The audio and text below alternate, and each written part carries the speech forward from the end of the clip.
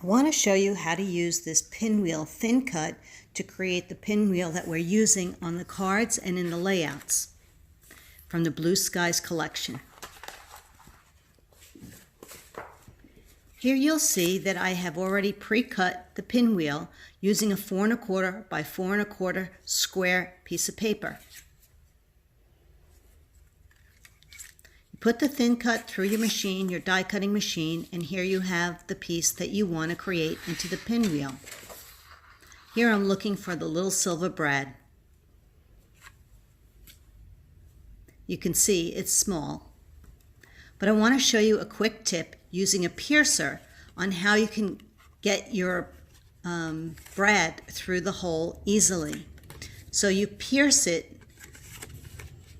and then you just hold the piercer. It would be so much easier if you were sitting down and could lean it on a table.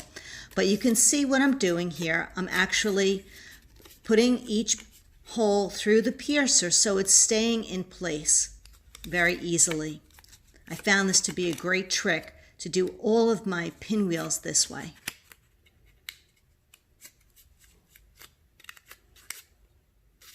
So now that's all together. Now I will be pulling the piercer out, but holding really tight towards the center.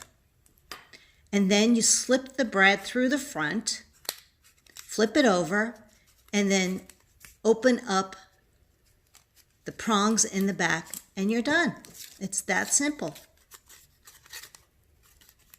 All complete. A very nice pinwheel to use on any of your projects. Here you can see I've used it with the Blue Skies paper.